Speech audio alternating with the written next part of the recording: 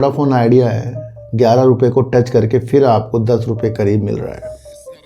काफ़ी ऐसी रणनीतियां हैं जहां पर इस शेयर के ऊपर काफ़ी लोगों को काफ़ी उम्मीदें, पर हमें ये समझना है कि अब जो कंपनी फोकस में आने वाली वो है एनडीएल वेंचर्स, क्योंकि अगर दूसरी शाखा की 10 शेयर के बदले भाई तो अच्छी चैनल पर है, पर ये दो सूत्र हैं। अब ये जो दो सूत्र होते हैं ना, ये सही भी निकल सकते हैं और गलत भी निकल सकते हैं, ये भी आपको समझ कर चलना है। एक चीज़ बता देता हूँ, ये जो न्यूज़ होती है ना, इसके अंदर कुछ चीज़ें छुपी होती हैं। मैं फिर बता रहा हूँ आपको बार बार। अब ये जो न्यूज़ होती है इसको आपको भाप कर कुछ चीज़ों का फ़ायदा उठाना चाहिए। तो ये मत कहना कि ये तेज़ी आएगी इसलिए आपने इसमें वीडियो बना दी है। वैसे मैं आपको बताऊं, मैं इस तेज़ी के हिसाब से वीडियो नहीं बना रहा हूं। मैं आपको वो समझा रहा हूं कि दो कंपनी के जो आपस में विलय,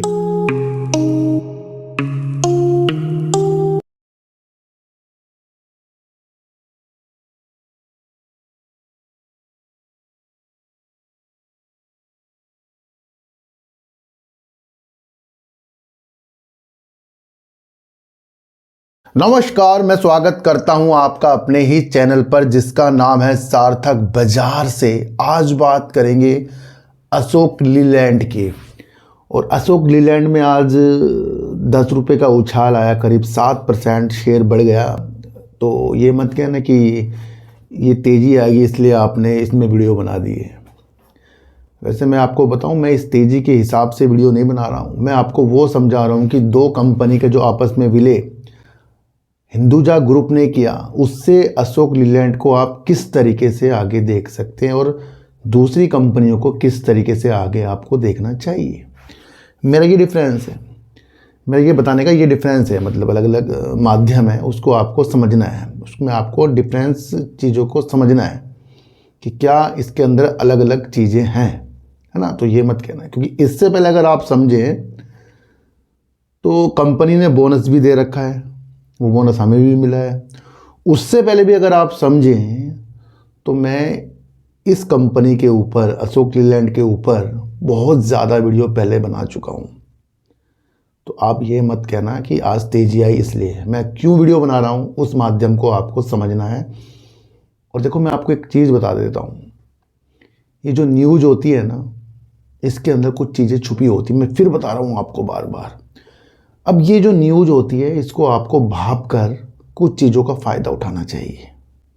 कुछ चीज़ों को बहुत अच्छी तरीके से आप फ़ायदा उठा सकते हैं अगर आपकी साइकोलॉजी बहुत मजबूत हो जाए। अब डायरेक्ट सीधे शब्दों में किसी को कुछ चीज़ें बताई जाए तो वो भी बताना लायक नहीं है, पर अगर जो न्यूज़ आ रही है उसको भाप कर हम कुछ चीज़ों को समझ जाएं तो यकीनन हम बाज़ार से बच और बाज़ार से पैसा कमा सकते हैं। तो आज हम अशोक लीलैंड के इस कदम से जो हुआ है आज तेजी वाला, उसकी चीज़ों को आज हम समझेंगे। दूसरा बात करेंगे वोडाफोन आइडिया का। सबका चहीता शेयर जो वोडाफोन आइडिया है 11 रुपये को टच करके फिर आपको 10 रुपये करीब मिल रहा है। काफ़ी ऐसी रणनीतियां हैं जहां पर इस शेयर के ऊपर काफ़ी लोगों को काफ़ी उम्मीदें हैं।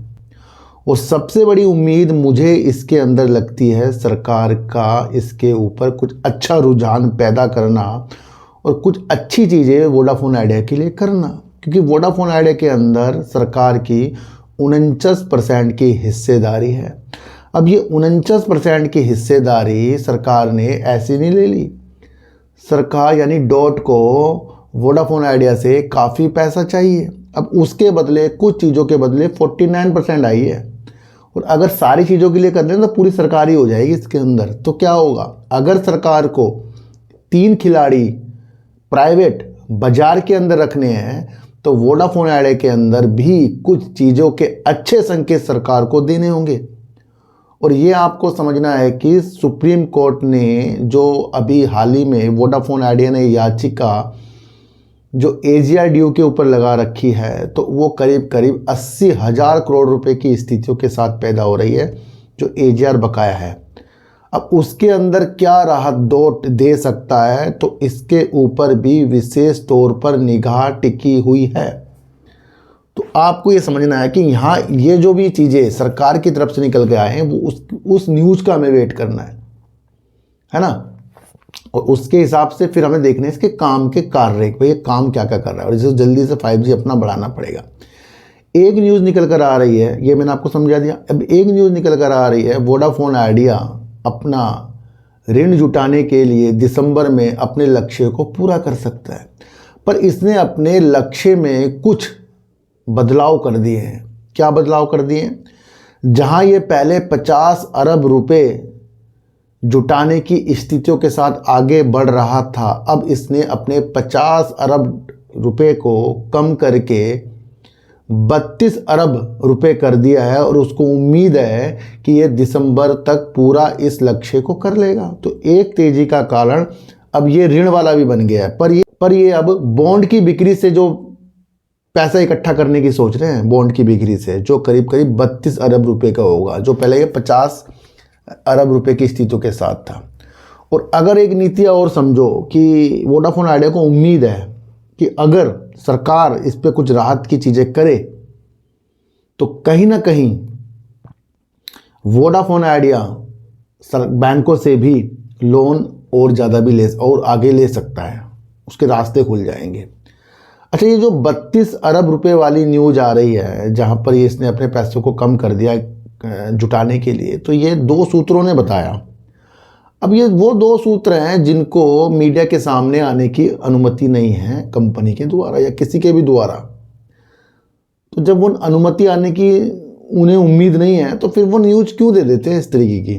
पढ़ो आप साफ साफ, आई तो अच्छी चैनल पर है, पर ये 2 सूत्र हैं। अब ये जो 2 सूत्र होते हैं ना, ये सही भी निकल सकते हैं और गलत भी निकल सकते हैं, ये भी आपको समझ कर चलना है। तो ये 2 सूत्र होते हैं, बड़े खतरनाक होते हैं 2 सूत्र। ये बता भी रहे हैं और कह रहे हैं मेरा नाम भी नहीं छुपाना जी। तो ये साइकोलॉजी को भी आपको समझना है। दूसरा, अभी बीच में इसके अंदर अमेरिका से कोई प्रमोटर आ रहे थे, वो न्यूज़ नहीं समझ में आ रही अब कहाँ चली गई है। तो ये बाजार है, यहाँ न्यूज़ आती रहेगी, इसको आपको समझ कर चलना पड़ेगा। तो मेरा माध्यम ये था आज वोडाफोन आइडिया को समझाने का। कहीं भी खरीदने बेचने की नीतियाँ नहीं आ रही है, न्यूज़ आ रही है, उसको समझाया जा रहा है। अच्छा, अब बात करेंगे अशोक लीलैंड की। छोटी सी न्यूज़ है, पहले इस न्यूज़ को समझेंगे, उसके बाद इसके बारे में पूरा समझेंगे। सर देखो सर, एनडीएल वेंचर्स के साथ वित्तीय शाखा के प्रस्तावित विलय से अशोक लीलैंड के शेयर में 5% बढ़कर 52 सप्ताह के उच्चतम स्तर पर पहुंच गया। वैसे इससे ज़्यादा बढ़ोतरी हुई है। क्या न्यूज़ है ये? देखो सर, मैं आपको बताऊं, हिंदुजा एक ग्रुप है जिसके अंदर अशोक लीलैंड भी आता है, दूसरा एनडीएल वेंचर्स भी आता है, और तीसरी जो इनकी एक शाखा और है जो हिंदुजा लीलैंड फाइनेंस के नाम से आती है। ये 2-3 कंपनियां और आती हैं इनकी। एक और कंपनी है जो स्विस मोबिलिटी है, जो ई बसों के ऊपर वर्क करती है। दोस्तों पहले काम समझो। एनडीएल जो इनका एक वेंचर्स कंपनी है, वो पहले जो काम करता था वो डिजिटल चीज़ों के ऊपर काम करता था, विज्ञापन के ऊपर, कनेक्टिविटी के ऊपर, इंफ्रास्ट्रक्चर के ऊपर वर्क करता था। बीच में इस कंपनी ने, एनडीएल कंपनी ने इस कार्य को बंद कर दिया। अब कंपनी किस क्षेत्र में उतर गई है? अब कंपनी रियल एस्टेट और अन्य स्थितियों के साथ उतर गई है। यानी कि कंपनी ने पहला काम अपना बंद कर दिया, अब वो रियल एस्टेट की स्थितियों के साथ उतर रही है। तो अब उसके ऊपर कंपनी वर्क करती है एनडीएल वेंचर। अब एनडीएल वेंचर का शेयर भी आता है जो लगभग 96 से 97 रुपये करीब का है। यहाँ पे एक चीज़ समझिए। अब दूसरी जो इनकी कंपनी है फाइनेंस, क्या है? एनबीएफसी कंपनी है जो ऋण देती है। किसमें ऋण देती है? जो कार, वाहन, इस तरीके के ट्रक, बस, इसके ऊपर ये कंपनी क्या करती है? ऋण देती है। यानी कि एक समझ लो कि ये वाहन के ऊपर ऋण देती है। दूसरा, ये निर्माण जो है ना, जिससे उपकरण के निर्माण होंगे, उसके ऊपर भी ये ऋण देती है। अब ये एनडीएल जो वेंचर्स कंपनी है, ये तो है लिस्ट, और ये जो दूसरी फाइनेंस की इनकी कंपनी है हिंदुस्तान लीलैंड फाइनेंस, ये लिस्ट नहीं है, पर इसके अंदर भी शेयरधारक तो है ही पहले से ही। अब क्या हुआ, हिंदुजा ग्रुप ने एक मंजूरी दे दी, किस तरीके से? दोनों का विलय करके।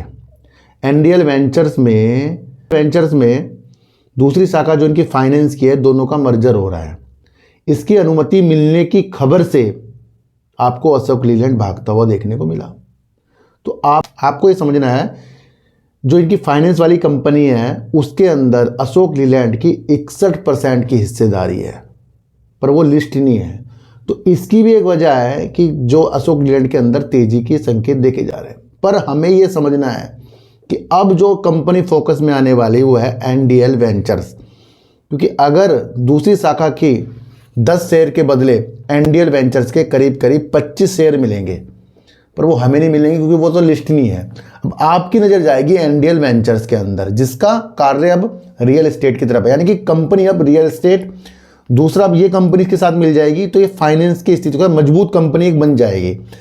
पर आपको ये देखना है कि क्या एनडीएल वेंचर्स का शेयर जो 97 रुपये करीब है उसकी कुछ बिक्री हो रही है, उसकी कुछ सेल हो रही है, तो आपको देखने को मिलेगा। अगर हम पीछे भी जाएं तो आपको इसकी सेल 0 देखने को मिलेगी, और अगर आप अब भी देखें तो कंपनी के अंदर आपको 0 सेल देखने को मिल रही है, यानी कि कंपनी अभी कुछ भी वर्क नहीं कर रही है, मतलब कुछ सेल ही नहीं कर रही है।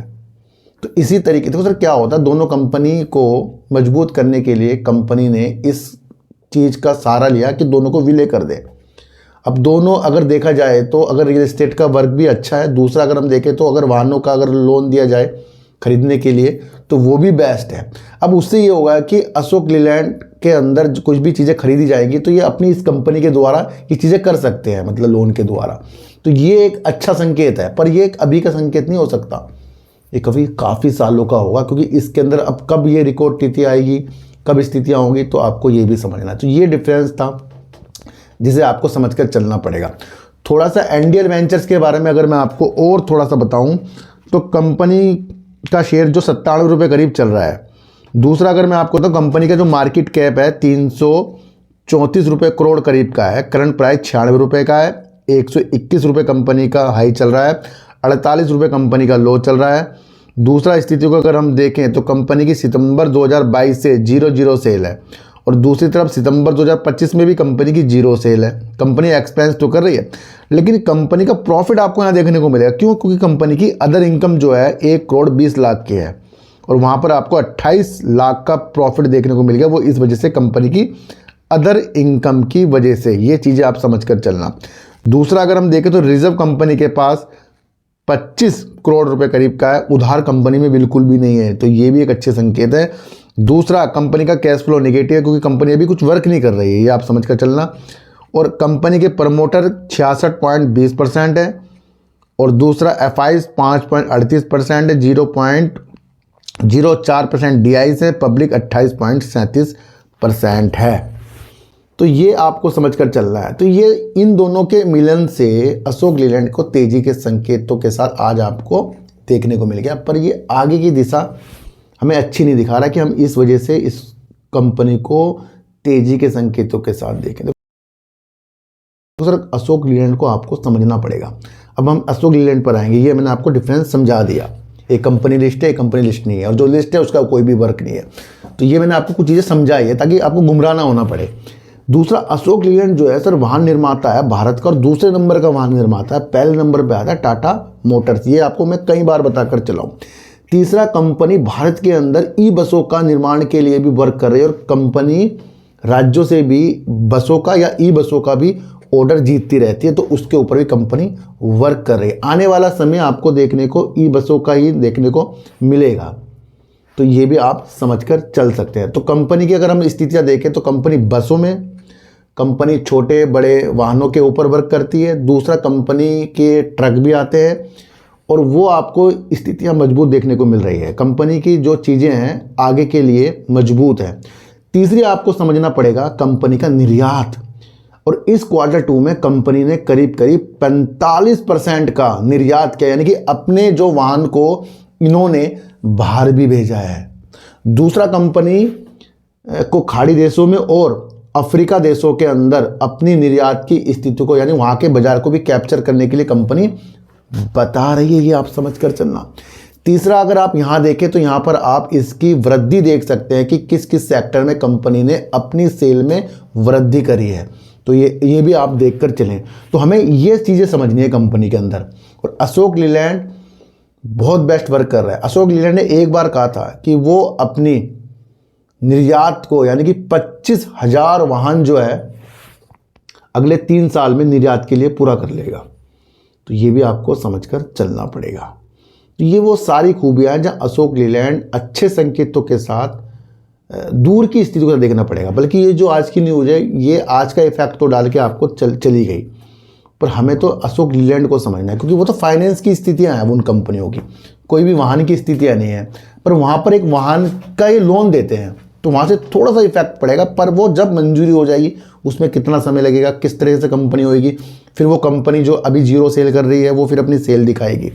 तो इसलिए मैंने आज आपको डिफरेंस इसका अशोक लीलैंड का समझाया है, तो ये भी आपको समझकर चलना पड़ेगा। अच्छा, अगर मैं अशोक लीलैंड की आपको सितंबर 2024 की सेल दिखाऊं तो 11,148 करोड़ की है और 767 करोड़ का कंपनी ने प्रॉफिट किया था। कंपनी साल दर साल अपने प्रॉफिट को भी बढ़ा दिया और अपनी सेल को भी बढ़ा दिया। सेल कंपनी ने 12,570 करोड़ की है।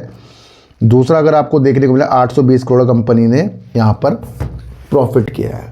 तो अशोक लीलैंड एक अच्छी कंपनी है, ये वाकई आपको समझना पड़ेगा। बड़ी ग्रुप की कंपनी, हिंदुजा ग्रुप की कंपनी है और इनकी जो स्विस मोबिलिटी कंपनी है वो इलेक्ट्रिक वाहनों पे वर्क करती है। तो वो भी इनकी एक आगे की दिशा है जहाँ पर ये अच्छे खासे वर्क के साथ ई बसों में वर्क कर रहे हैं, ये आप समझ कर चलना।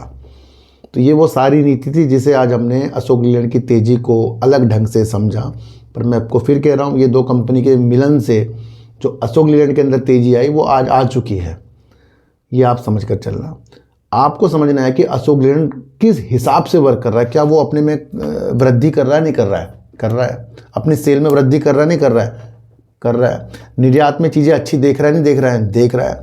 देश के अंदर डीजल बसें हों, ट्रक हों, ई बसें हों, उसके ऊपर उसका ध्यान केंद्रित है या नहीं है? है। तो आपको सिर्फ ये समझना है ना। तो तेज़ी के चक्रों में आपको आना नहीं है, आपको स्थितियों को साथ देख के चलना है। आज की वीडियो आपको कैसी लगी एक बार मुझे ज़रूर बताना। तो किसी को भी खरीदने बेचने की नीतियाँ मेरे चैनल पर बिल्कुल भी नहीं है। मेरा कोई टेलीग्राम, कोई व्हाट्सएप ग्रुप नहीं है और ना ही आज तक मैंने बनाया। मेरी वीडियो न्यूज़ पर आधारित है, जो न्यूज़ आ रही है मैं उस पर वीडियो बनाने की कोशिश आपके लिए करता हूँ। तो सर सच्ची वीडियो देखिए, अच्छी वीडियो देखिए, समझ कर देखिए, चीटी को आटा दीजिए, गाय को रोटी दीजिए और अपने बच्चों को ज़्यादा से ज़्यादा प्यार कीजिए, क्योंकि बच्चे ही आपकी मासूमियत से किस्मत पलटेंगे। तो फिर मिलेंगे आपसे नई वीडियो के साथ, जब तक के लिए नमस्कार।